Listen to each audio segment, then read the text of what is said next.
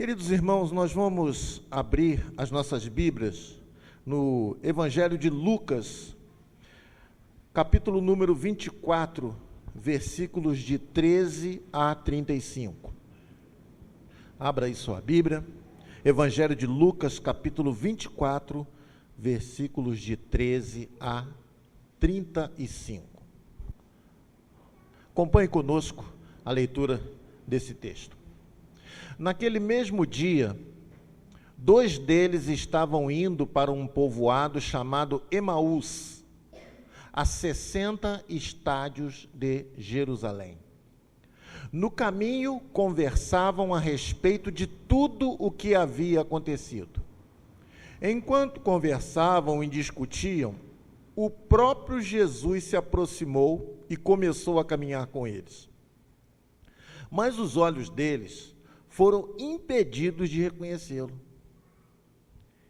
Ele lhes perguntou: sobre o que vocês estão discutindo enquanto caminham? Eles pararam com o rosto entristecido. Um deles, chamado Cleopas, perguntou-lhe: você é o único visitante em Jerusalém que não sabe das coisas que ali aconteceram nestes dias? Que coisa? Perguntou Jesus. O que aconteceu com Jesus de Nazaré? Responderam. Ele era um profeta poderoso em palavras e em obras diante de Deus e de todo o povo. Os chefes dos sacerdotes e as nossas autoridades o entregaram para ser condenado à morte e o crucificaram. Contudo, esperávamos que era ele quem traria a redenção a Israel. Hoje é o terceiro dia desde que tudo isso aconteceu. Algumas das mulheres entre nós nos deram um susto hoje. Elas foram de manhã bem cedo ao sepulcro e não acharam o corpo dele. Elas voltaram e nos contaram ter tido uma visão de anjos e estes disseram que ele estava vivo. Alguns dos nossos companheiros foram ao sepulcro e encontraram tudo exatamente como as mulheres haviam dito, mas não o viram. Ele lhes disse: como vocês custam a entender? Como demoram para crer em tudo o que falaram os profetas? Não devia o Cristo sofrer estas coisas e entrar na sua glória? Então, começando por Moisés e por todos os profetas, explicou-lhes o que constava a respeito dele em todas as Escrituras. Ao se aproximarem do povoado para o qual estavam indo, Jesus fez como que ia mais adiante. Eles, porém, insistiram muito: fica conosco, pois o dia já findou e está chegando a noite. Então entrou para ficar com eles. Quando estava à mesa com eles, ele tomou o pão, deu graças, partiu e o deu a eles. Então os olhos deles foram abertos e o reconheceram, mas ele desapareceu. Então perguntaram um ao outro: não ardia o nosso coração enquanto ele nos falava no caminho e nos explicava as Escrituras? Imediatamente levantaram-se e voltaram para Jerusalém. Ali encontraram os 11 e os que estavam com eles reunidos, que diziam: é verdade, o Senhor ressuscitou e apareceu a Simão. Então os dois contaram o que tinha acontecido no caminho e como haviam reconhecido Jesus quando ele partiu o pão. Amém? Que texto maravilhoso esse texto da palavra do Senhor. Eu não me canso de ler esse texto. Eu não me canso de ver essa bondade de Jesus para com pessoas comuns. Essa primeira aparição de Jesus aí, logo depois da sua ressurreição, apareceu para pessoas comuns.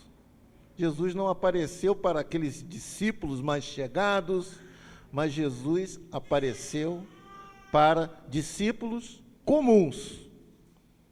Isso deve encher o nosso coração de esperança e de alegria, porque Jesus não aparece só para os grandes figurões. Jesus, ele aparece para cada um de nós, na nossa simplicidade, na nossa pouca importância, mas o Senhor aparece para nós de uma maneira tão maravilhosa. Esses dois, eles iam de Jerusalém para um vilarejo chamado Emaús.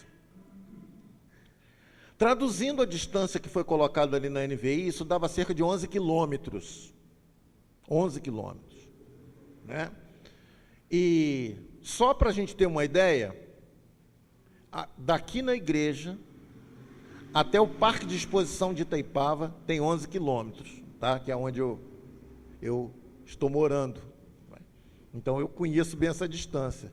E eu imagino que deve ser uma distância, fazer a pé é bem complicado. 11 quilômetros, né? Sair agora da igreja aqui com chuva, ir até lá ao Parque de Exposição caminhando, são 11 quilômetros. E esses dois, eles vinham caminhando. E nessa caminhada, eles iam comentando algumas coisas que haviam acontecido que não tinha como não comentar. Eu me lembro do meu livro de português da 6ª série, que dizia um ditado popular, comentava um ditado popular que falava o seguinte: de médico e de louco todos nós temos um pouco. Os irmãos conhecem esse ditado. De médico e de louco todos nós temos um pouco. Mas nesse texto do meu livro, da 6ª série, dizia que de médico, de louco e de repórter.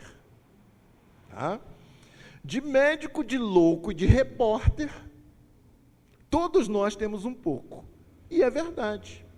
A gente não consegue guardar as novidades, a gente tem que divulgar as novidades, né?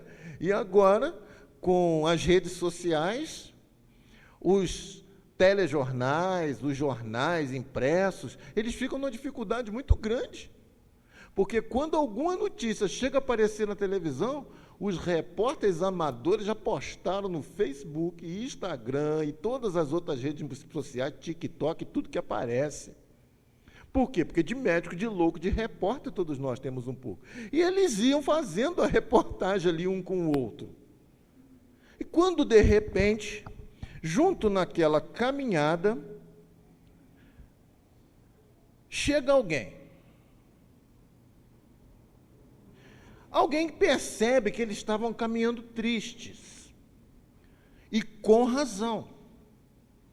Estavam caminhando tristes e abalados pelas últimas coisas que haviam acontecido. Coisas muito duras, coisas muito difíceis.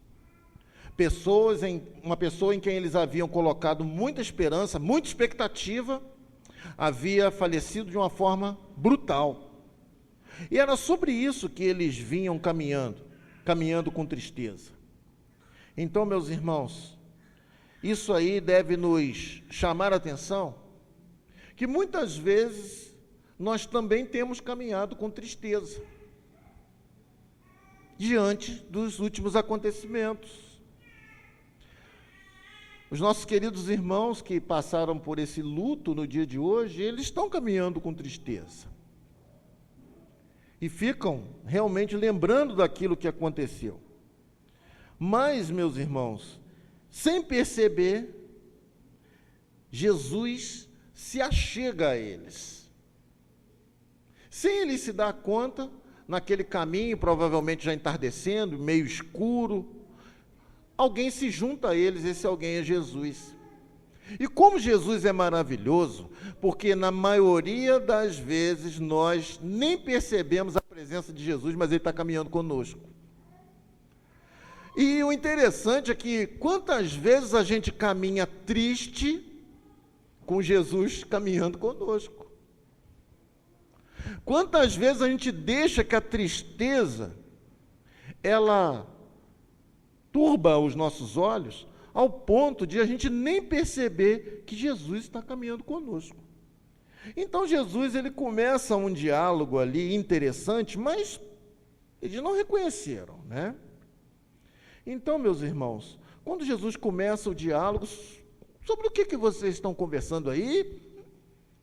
Olha como é que Jesus é bem chegado, né?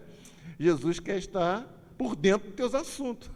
E Jesus então chega para eles, e sobre o que vocês estão conversando aí? E eles então até ficam assim, poxa, você não está sabendo, né? Aí eles entrando aí como repórter, né? Não está sabendo dos últimos acontecimentos, né, que tem acontecido, né? E é interessante, vou pedir o Bro coloque para nós aí o versículo 19.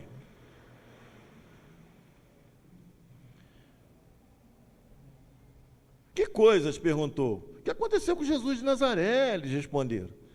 Ele era um profeta poderoso em palavras e em obras diante de Deus e de todo o povo. Os irmãos, à primeira vista, os irmãos não percebem, mas olha só como eles se referem a Jesus. Ele era um profeta. Jogou Jesus no passado e desviou a função. Desviou a função de Jesus. Jesus já não estava vivo, apesar dele falar que ressuscitaria, apesar deles terem a prévia informação de que algumas mulheres naquele dia foram até o sepulcro e não encontraram, já tinha uma referência anterior de Jesus falando que ele iria ressuscitar, mas eles jogam Jesus no passado e identificam ele que ele era um profeta. Mas Jesus era muito mais do que um profeta. Jesus era o Filho de Deus. Jesus era o Salvador do mundo. Jesus é aquele que ressuscitou mortos. É aquele que multiplicou pães, curou tantos cegos e curou tantos aleijados. Jesus era alguém muito mais que um profeta. Mas só para nós percebermos, meus irmãos, que muitas das vezes, quando nós encaminhamos com Jesus, nós não estamos identificando Jesus pela grandeza daquele que Ele é. Ele é Senhor e Salvador de nossas vidas. Mas muitas das vezes, nós temos uma visão distorcida do que Jesus é em nossas vidas. E no versículo 21, brota alguma coisa desse povo, desses dois que estavam caminhando, que nos chama muita atenção. Contudo, esperávamos que era Ele quem traria a redenção de Israel. Eles falam como quem estava com as suas expectativas totalmente frustradas. Nós esperávamos, não esperam mais. Esperávamos que Ele traria, tempo passado, traria, não vai trazer mais. Os irmãos estão vendo? O nível de tristeza, de abatimento da alma e de desilusão que aqueles camaradas estavam caminhando ali, eu acho que é por isso que Jesus até prefere parecer logo para eles. Estavam muito necessitados dessa presença de Jesus, meus irmãos. E o que me preocupa é que muitas vezes isso pode acontecer conosco. Algumas esperanças que tínhamos, algumas expectativas que nós tínhamos com relação ao Senhor, com o passar das lutas, com o passar das dificuldades dessa vida, a gente vai perdendo essa expectativa. A gente vai perdendo esse brilho no olhar. A gente vai perdendo esse entusiasmo. Eles estavam completamente enfraquecidos. E é por isso que eles revelam, poxa, a gente esperava que Ele traria a redenção de Israel. A gente esperava, mas eles não esperavam mais. E no versículo, então, a partir do versículo 25, né, Jesus revela alguma coisa para eles. Chama eles de nécios, né? Como que vocês custam a entender? Como que vocês demoram para crer em tudo que falaram os profetas? Vocês sabiam, meus irmãos, que alguém certa vez disse que os maiores incrédulos estão dentro das igrejas? E a gente é obrigado, muitas vezes, a gente até mesmo concordar. Porque nós temos pessoas que constantemente estão em contato com o Senhor, com a sua palavra, com os testemunhos do povo de Deus, E quantas vezes nós também somos surpreendidos pelo desânimo, pela falta de fé, pela falta de esperança.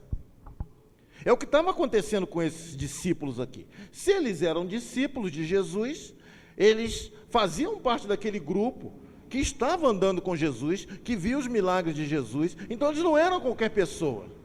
Eles viram talvez Jesus fazer muitas coisas, mas agora estavam completamente sem energia, estavam completamente sem fé. Então Jesus começa a pregar para eles.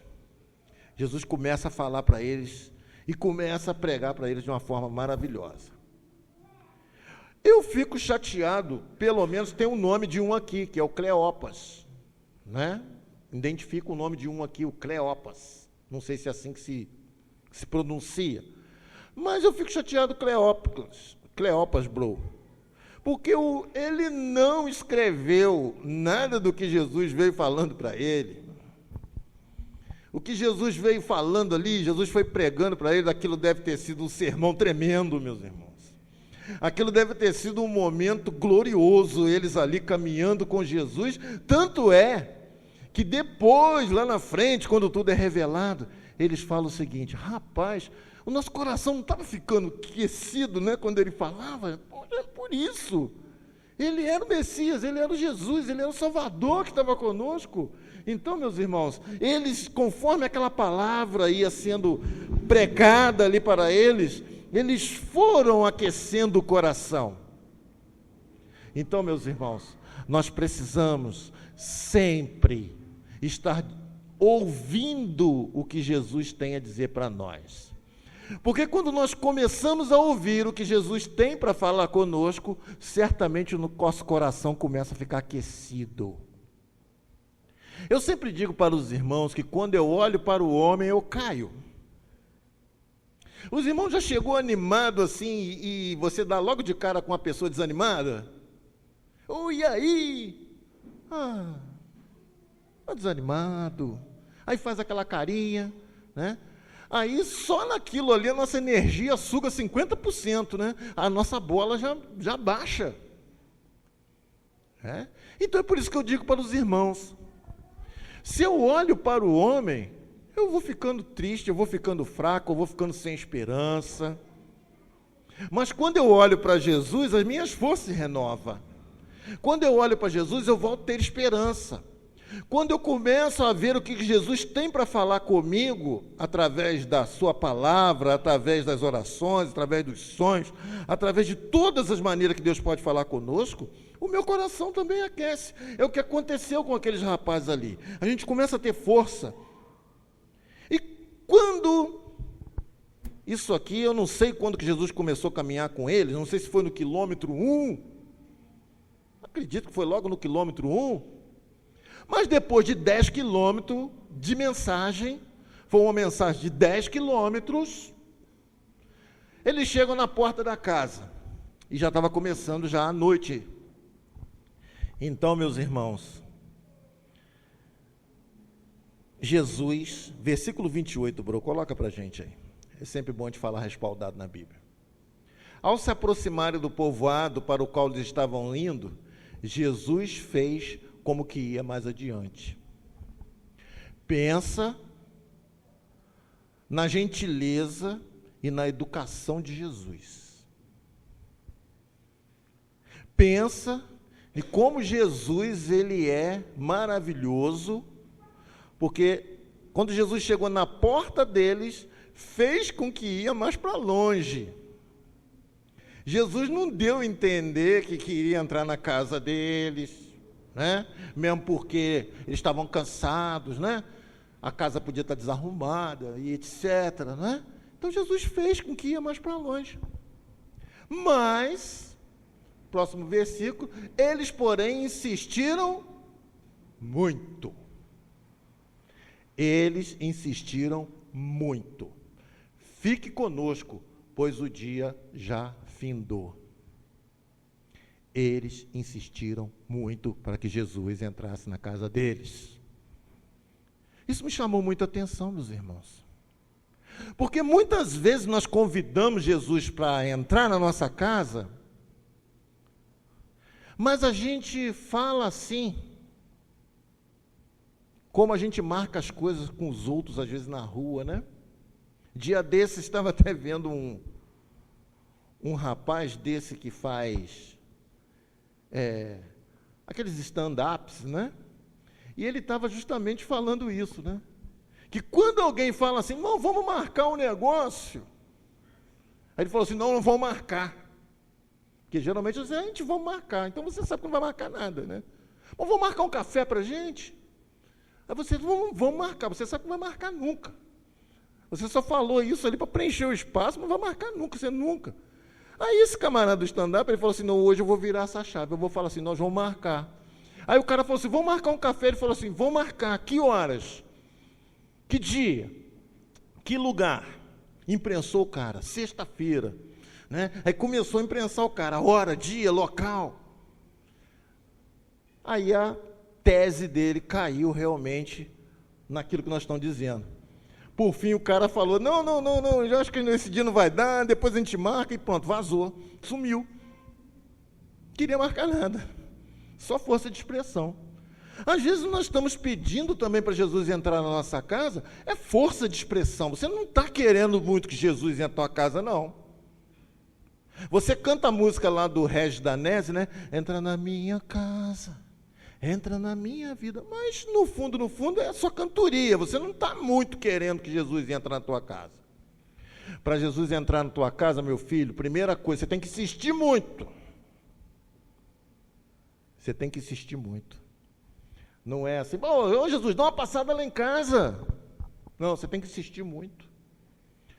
Você tem que virar para Jesus e falar assim, Jesus, eu preciso que o Senhor fique aqui comigo na minha casa, eu preciso que o Senhor entre na minha casa, eu preciso que o Senhor transforme as coisas da minha casa, eu preciso que o Senhor repara tudo que está errado dentro da minha casa. Você tem que insistir muito, não é da boca para fora, não é simplesmente falar por falar. Depois que eles insistiram muito, Jesus então, ele entrou. E quando Jesus entrou, aí então ele se revelou.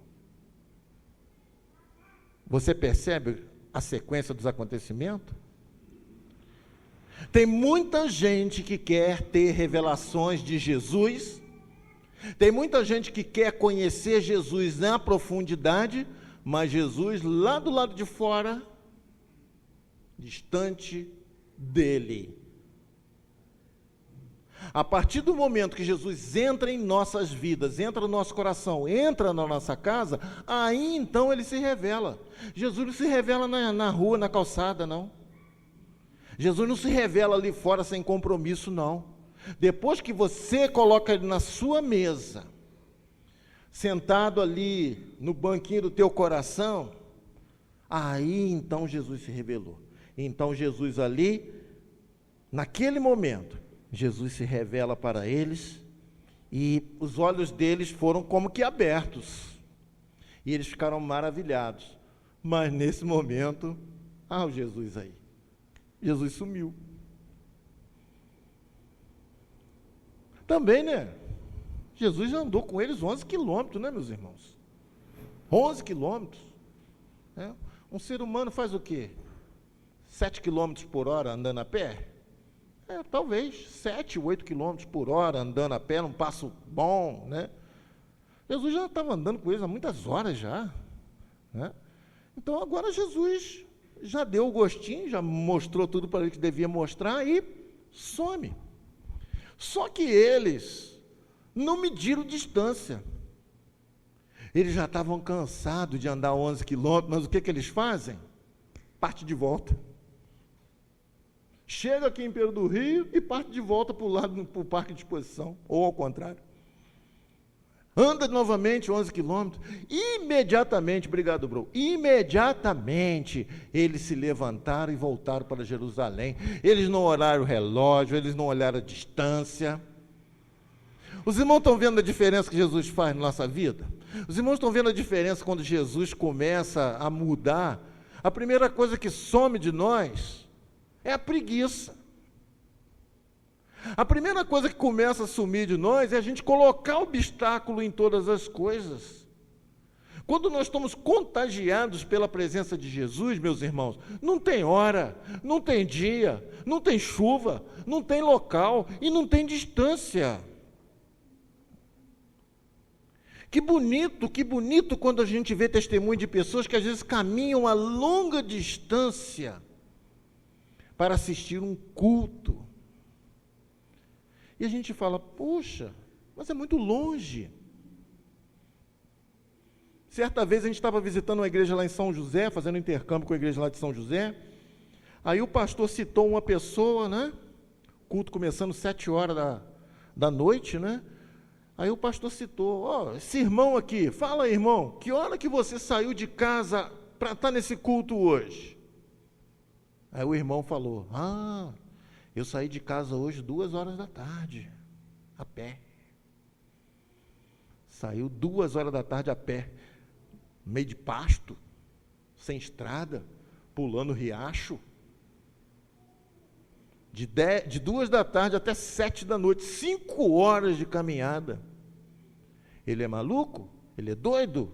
Não. Ele está com o seu coração aquecido, porque Jesus está dentro do seu coração. Quando Jesus está dentro do nosso coração, nós deixamos de colocar obstáculo. Quando Jesus está dentro do nosso coração, aquecendo o nosso coração, não tem distância, não tem hora. Mas quando nós, meus irmãos, nós estamos enfraquecidos na fé, é como esses camaradas aqui. Eu acho que essa viagem deles, eles iam moribundo ali, andando com um passo muito lento, muito desanimado. Penso até que essa distância aí de 11 quilômetros durou mais tempo do que a viagem de volta. Se eles levaram 3 horas para ir, eles levaram a metade para voltar. Voltaram num gás, voltaram abastecido, voltaram entusiasmado. E chegando lá, eles acharam ali os apóstolos ali reunidos, estavam todos ali reunidos, e eles então podem testemunhar, olha, o Senhor realmente ressuscitou. É verdade, o Senhor ressuscitou. Era tudo o que aquele povo precisava ouvir, meus irmãos, que Jesus ressuscitou.